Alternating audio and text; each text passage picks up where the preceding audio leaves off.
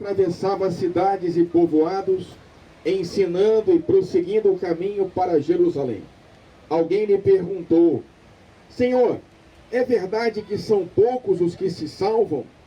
Jesus respondeu: Fazei todo o esforço possível para entrar pela porta estreita, porque eu vos digo que muitos tentarão entrar e não conseguirão. Uma vez que o dono da casa se levantar e fechar a porta, vós do lado de fora começareis a bater, dizendo: Senhor, abre-nos a porta. Ele responderá: Não sei de onde sois. Então começareis a dizer: Nós comemos e bebemos diante de ti, e tu ensinaste em nossas praças. Ele, porém, responderá: Não sei de onde sois. Afastai-vos de mim, todos vós que praticais a injustiça. Ali haverá choro e ranger de dentes, quando virdes Abraão, Isaque e Jacó, junto com todos os profetas, no reino de Deus, e vós, porém, sendo lançados fora. Virão homens do Oriente e do Ocidente, do Norte e do Sul, e tomarão lugar à mesa no reino de Deus. E assim há últimos que serão primeiros, e primeiros que serão últimos. Palavra da salvação. Glória a vós, Senhor. Podemos sentar só um momentinho, queridos irmãos e irmãs. Esse evangelho da porta estreita, os jovens não tem cadeira para vocês, meninos? Tem cadeira para vocês, não? Esse evangelho de hoje que fala sobre a porta estreita, ele foi o versículo que acompanhou o venerável Guido Schaeffer no último momento da sua vida. Ele estava aqui no dia 1º de maio de 2009 com a sua prancha de surf, e na prancha estava escrito isso aqui: fazei todo o esforço possível para entrar pela porta estreita, porque eu vos digo que muitos tentarão entrar e não conseguirão. Vocês sabem que esse quiosque é uma homenagem ao venerável Guido Schaeffer, esse jovem médico, surfista e seminarista, que está em processo de canonização. E hoje, quando o Evangelho fala sobre esse versículo, nós vamos lembrar um pouquinho, em linhas gerais, sobre a vida dele. O Guido, ele é filho de um médico patologista e de uma professora de francês. E nasceu em Volta Redonda em 1974, dia 22 de maio. E hoje, sempre no dia 22 de maio, lá na igreja Nossa Senhora da Paz, onde estão os seus restos mortais, é celebrada uma missa em sua memória, em prol do seu processo de canonização. A avó dele era médica, obstetra, e fazia questão que os netos nascessem lá com ela em Volta Redonda. Então, quando dizem que o Guido é um santo carioca, é de espírito, porque ele nasceu em Volta Redonda. Então, ele tinha essa mãe que se dedicou totalmente ao lar. Quando a gente vê a vida de um santo, a gente tem que prestar atenção sobre as suas influências. E uma das grandes influências do jovem Guido foi a sua mãe, Nazaré. Ela abriu mão de trabalhar como professora para cuidar dos 3 filhos e do marido, né? E o marido, Dr. Guido, trabalhava em vários hospitais e provia para a família, não deixava faltar nada. Era uma família de classe média alta que morava ali em Copacabana. A senhora Nazaré Schaeffer, ela participava da comunidade católica Bom Pastor, que é uma espiritualidade da renovação carismática. Então ela recebeu o batismo do Espírito Santo e era uma mulher muito viva, ainda hoje é muito viva na oração. Então o rapaz, o Guido, tinha 2 irmãos, tem, né? Ângela e Maurício. Ele é o filho do meio, Ângela mais velha, Maurício mais novo. E foi educado então na religião católica, estudou no colégio Sagrado Coração de Maria. É isso, seu Samir?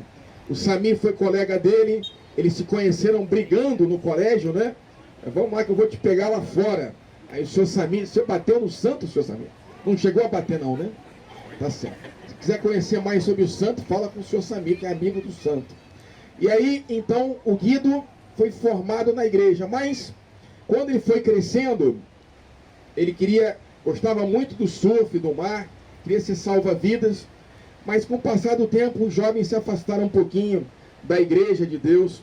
A mãe do Guido via eles ali, 15, 16 anos, na porta do prédio, jogando conversa fora, falando besteira. Tem que fazer alguma coisa para trazer esses meninos para Deus. E ela rezando, Deus prometeu para ela, não, você me serve e os seus filhos também me servirão. Aí Deus inspirou a ela a fazer um cenáculo para Nossa Senhora, na casa dela. E aí os jovens vieram para o cenáculo e ela trazia os padres muito legais. Tinha um padre exorcista, Frei Inocêncio, que falava sobre o exorcismo. E aí os jovens, né, ficavam perguntando, mas aí, Frei, como é que foi? O que o diabo falou? Ele foi embora mesmo, né?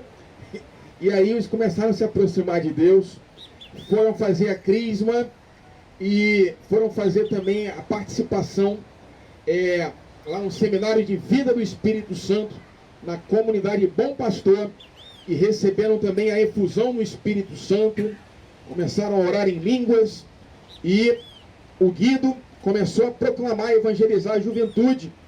Ele começou a dizer que Jesus foi o primeiro surfista, porque ele caminhou sobre as águas. E aí, quando ele foi escolher a sua profissão, o Guido foi seguir a profissão do pai dele. Foi ser também médico, foi estudar na faculdade Souza Marques. E ele começou então a participar dos retiros na comunidade Canção Nova. Gostava muito de ir para Canção Nova e lá ele conheceu a espiritualidade bíblica, Padre Jonas Abib, que o povo simples confundia o seu nome libanês, Abib, chamava ele de Padre Jonas da Bíblia.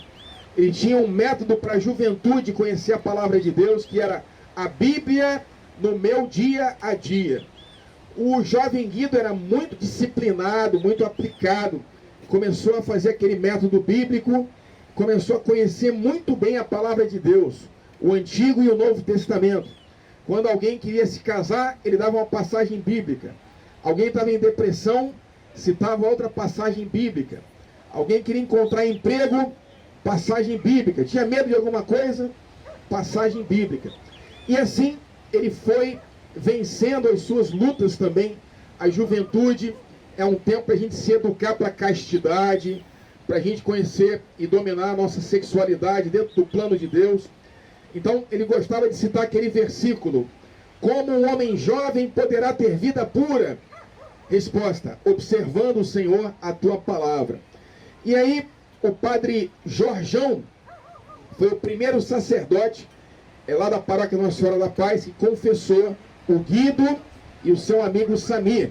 E eles começaram então a ter uma vida sacramental, ou seja, se confessar e comungar de forma cotidiana.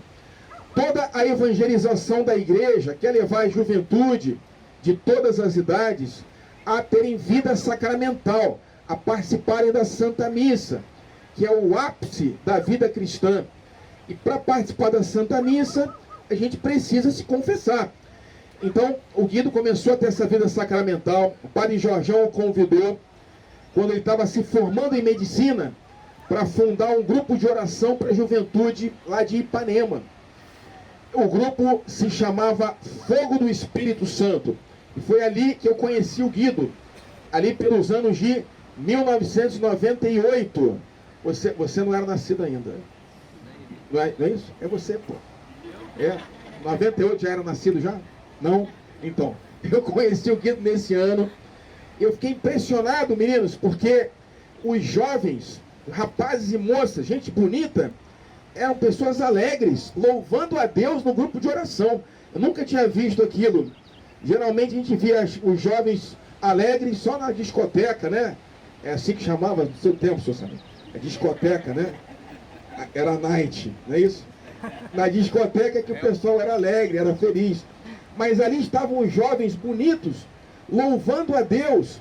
Aquelas músicas do padre Marcelo Rossi, erguei as mãos, os animaizinhos iam de dois em dois. Quem tocava o violão no grupo era o Sr. Samir.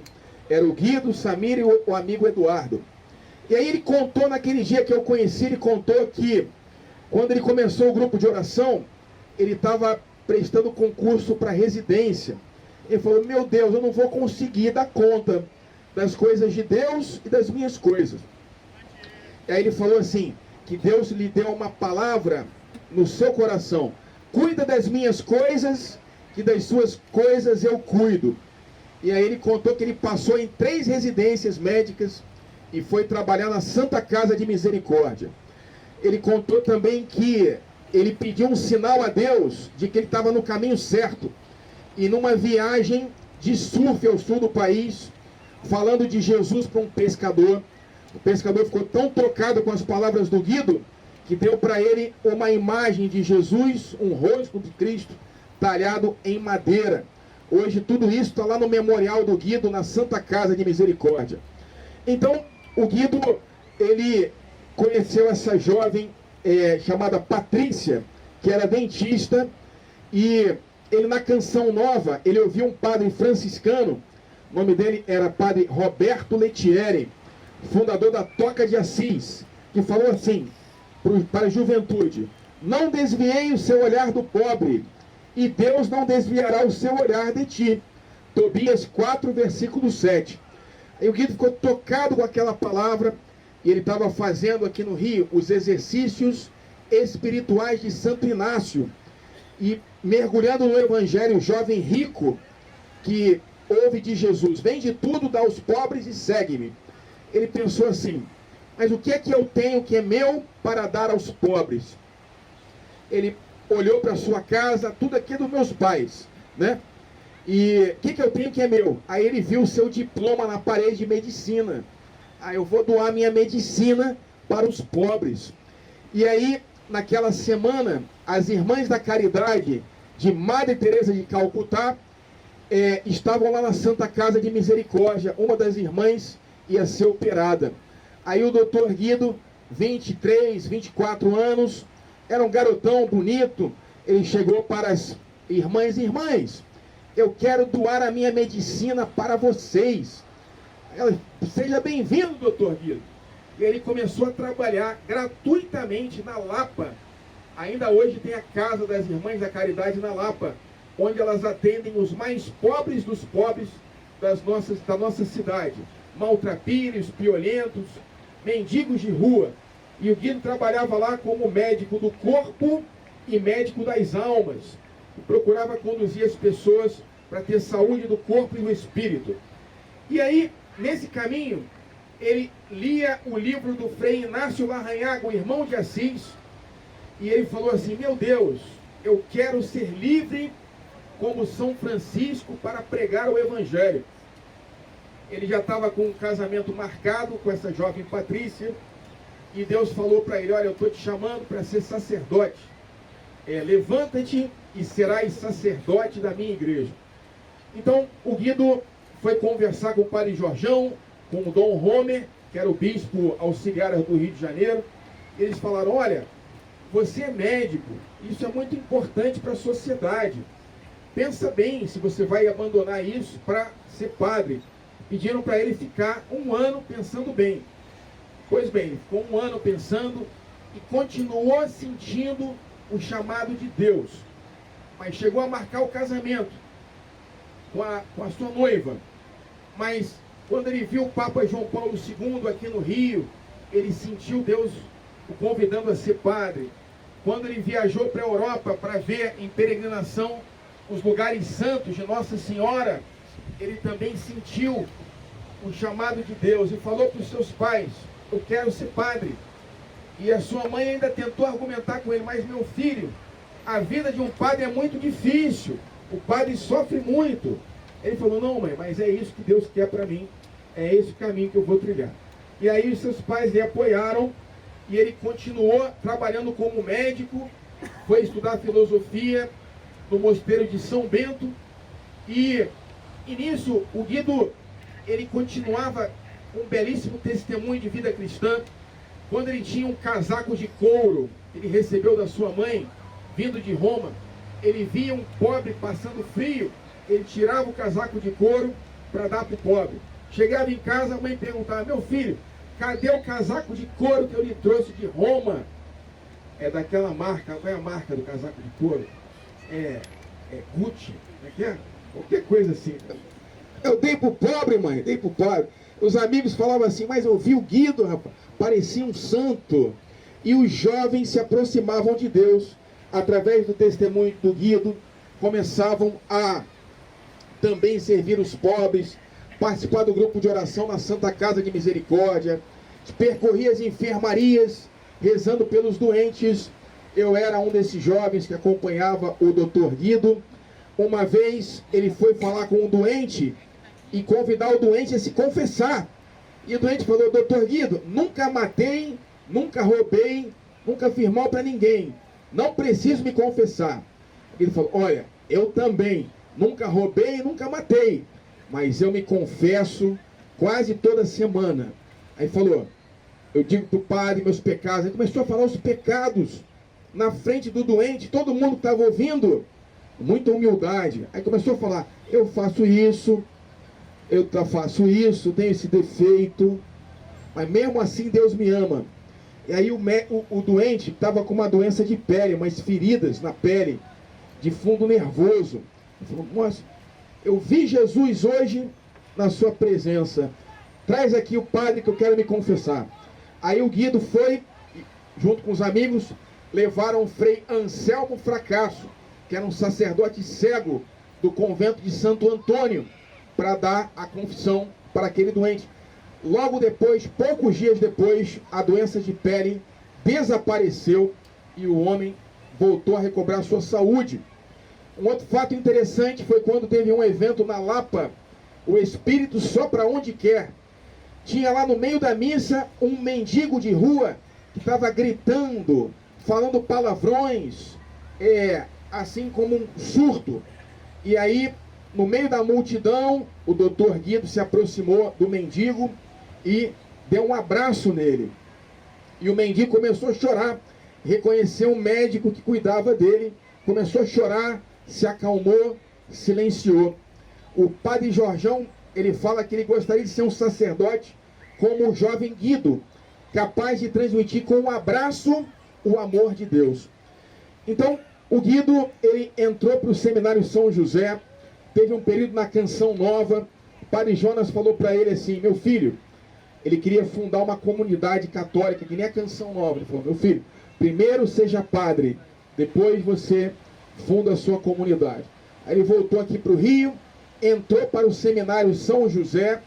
Eu convivi com ele no seminário, com o Dr. Guido, um rapaz muito normal, muito equilibrado. Ele andava com... Os seminaristas são meio gaiatos, né? E o Guido andava com as moças bonitas, né? Mais jovens. Aí os colegas, ele é muito santo, né, rapaz? Para andar com essas moças bonitas e continuar sendo padre. Juventude é assim, né? O Guido era um rapaz santo de verdade. Então, no dia 1º de maio, dia de São José Operário, era feriado no seminário. A gente tomou o café da manhã, pão de queijo, suco de laranja, tudo com a doação do povo de Deus, não falta nada, né? E aí o doutor Guido estava alegre e ele falou: hoje eu vou para a despedida de solteiro do meu amigo Eduardo Martins, o Dudu, que ia se casar no dia seguinte. Então eles vieram aqui os 4 surfar. E quando entraram na água, o Guido fez essa oração e quando entraram na água, houve um acidente. O Guido veio aqui surfar e fez uma oração antes de entrar na água e houve um acidente dentro da água. A prancha bateu na sua nuca, na sua cabeça. O Guido perdeu os sentidos e o Eduardo, seu amigo, chamou os bombeiros para retirar o Guido e se formou ali uma aglomeração, as pessoas tentando ressuscitá-lo e levaram ele para o Hospital Lourenço Jorge, onde houve um esforço de 40 minutos para ele ser ressuscitado, né? Para voltar à vida, mas ele tinha se afogado. E a médica avisou: olha, infelizmente o seu amigo veio a óbito. E ninguém entendeu aquilo, porque o Guido era um rapaz que tinha muita promessa para ser um grande sacerdote, um grande evangelizador, trazer muitas pessoas para Deus. E houve uma grande comoção. A missa de corpo presente teve 2.000 pessoas, 70 sacerdotes. Foi a primeira missa campal, né, pública, de Dom Orani Tempesta. Estava chegando em 2009. E a mãe do Guido, ela perguntou para um sacerdote: a igreja precisa tanto de padres, por que Deus levou meu filho tão cedo, com 34 anos? E o padre respondeu: Dona Nazaré, a senhora deu para a igreja muito mais do que um padre, a senhora nos deu um santo. E a vida desse jovem, o Guido Scheffer, que foi médico, surfista e seminarista, ela nos ensina que todos nós, velhos, adultos, jovens, todos nós somos chamados por Deus a sermos santos, a sermos amigos do Senhor e a sermos felizes. Porque se a gente quer ser feliz, devemos ser santos. Se queremos ser muito felizes, devemos ser muito santos. Muitos santos, seguir Jesus e buscar passar por essa porta estreita. Que o mundo nos apresenta muitos caminhos, mas o caminho da realização é Cristo, o caminho da realização é Jesus, é segui-lo e tentar buscar passar por essa porta estreita, que nos leva à vida eterna, que nos leva ao céu. Louvado seja nosso Senhor Jesus Cristo. Para sempre seja louvado.